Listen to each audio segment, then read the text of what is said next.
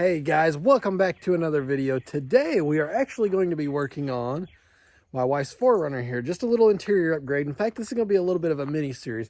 We're going to actually outfit the entire interior of this vehicle with LED lights. So for those of you that don't know, this is a 2014 4Runner. Whenever my wife decided she wanted a new vehicle, she really liked the off-white on the pickup over here. So we ended up getting the off-white in the Toyota 4Runner. Well, even though it's 2014, everything's still halogen. I mean, nothing wrong with that. It's proven technology. It works well. But she definitely liked some of the upgrades on my pickup over there and liked the look of the LEDs. So we hooked her up with some LEDs on the headlights. Got the low beams, high beams. I need to do the fogs at some point, so I'm going to figure out something on that. But it looks so good on this, it really makes it almost look like a newer vehicle, that we are going to do the entire interior of the 4Runner here. So at the end of the video, I'll show you what it looks like with everything done. That way, if it's something you guys want to do, you can do it. But today, we're going to focus on these right here. I'm going to do a little mini series showing you how to go through every interior bulb on this, a different video on how to do them. So today, we're focusing on our little map lights up here. So what are you going to need?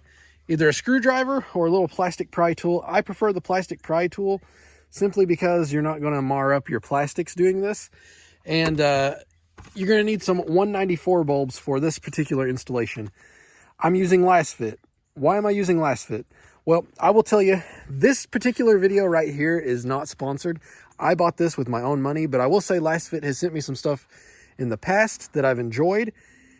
And like I say, I mean, that should be a testimony to you guys right there. They've sent me a few different bulbs. I still use them in the Silverado, and I like them.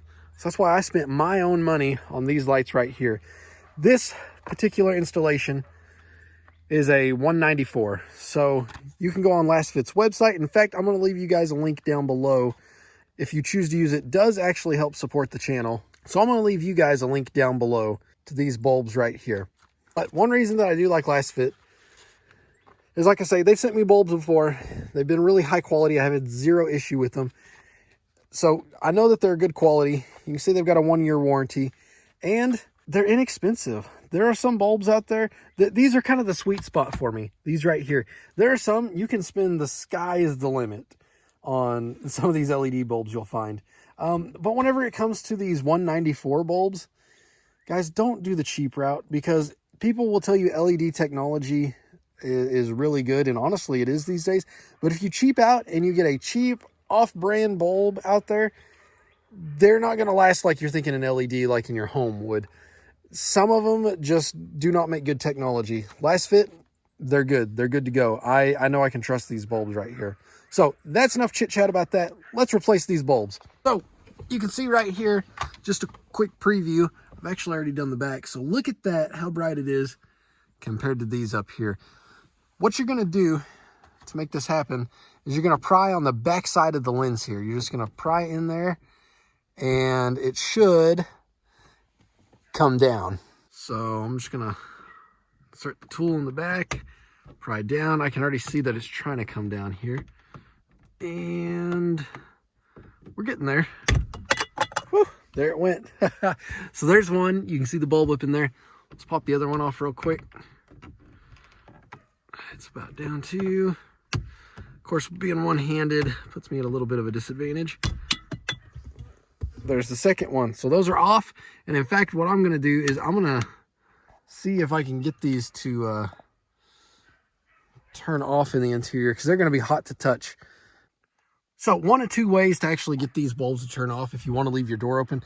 You can either close the door and eventually they'll turn off. But in my case, I want to leave it open. There's the little indent to turn it on and off is right here. Top left-hand corner and right-hand corner. So turn them off. Wait just a second before you reach in there and try to pull them out. You can see the bulb right there. They will be kind of warm. In fact, these still are. But these can be tough to get to. I'm not going to lie to you guys. So after a few failed attempts, I learned a good lesson here.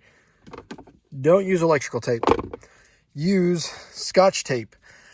I can't take credit for coming up with this. I actually found this on trail4runner.com. I'm going to leave a link down below to that. But What I did was follow their directions. Their advice is to basically get you some long Scotch tape like this, and you cut you out a small circle that you can wrap in a cylinder around this bulb, then twist it tight, kind of get your fingers up in there with it and pull it down. I'll show you on the other one here. But since we've got this one out, let's go ahead and let's take our new LED. Take it out of the package here real quick, so you can see. One thing that is a bit different is you can see these are thin. There's a LED on the side, top, and the other side. So they are a bit thinner, but they're still very, very close to OEM size. So one thing I was wondering about with these particular ones is whenever I put this in here, which it's literally just a plug and play app, you should just be able to plug it in once I get the direction right. So took a little bit of force, but you can see it's in there. So check this out. Let me turn on the old bulb. There's the old bulb. There's the new one. Tell me, which one do you like better? New one? Old one. I know which one I like. Let me show you the method we use to take this bulb out. All right, so this is what they're talking about right here. Piece of Scotch tape, just rolled around my finger, and sticky side in. So I'm gonna decide that since I rolled it up on my finger this side, it's probably got oils and stuff.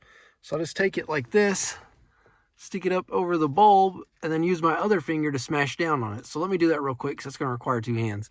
Then once you've got the tape up in there nice and secure, push it up around that bulb so it grabs and bites onto it.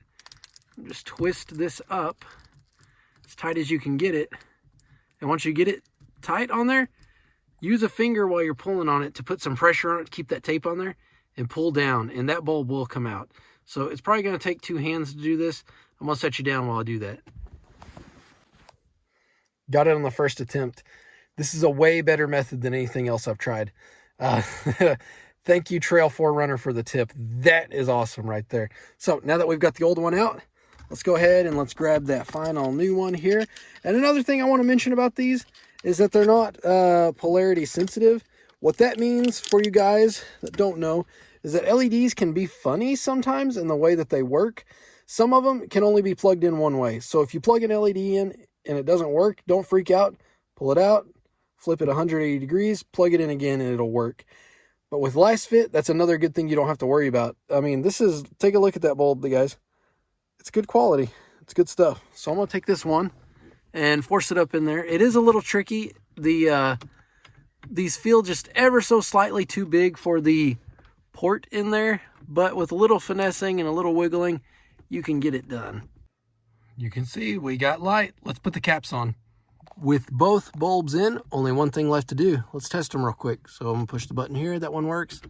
That one works. Good. Now we can take our caps, put down here.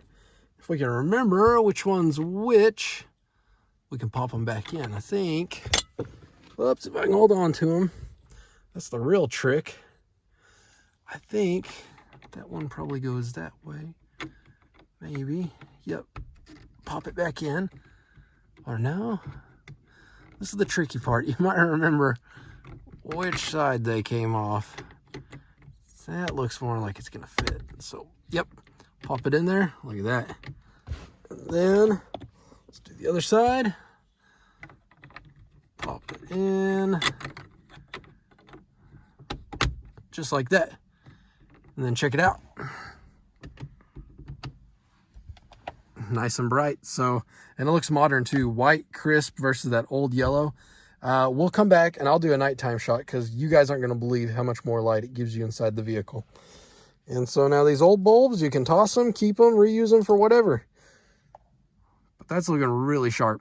So, like I say, look at that compared to that down there. Old yellow, looks kind of dirty almost. And you got that nice, crisp white light. We're going to do that to this entire thing. But that's it for this video. Okay, so it's getting dark. It's just dark enough that you can't see on camera, but you can see in person. So I want to show you guys. Let's take a look in the interior so you guys can see just how big a difference this makes. So if you got a 2014 Think about what it looks like. Check this out. Look how well you can see in here. I mean, it's got to be twice as bright in here.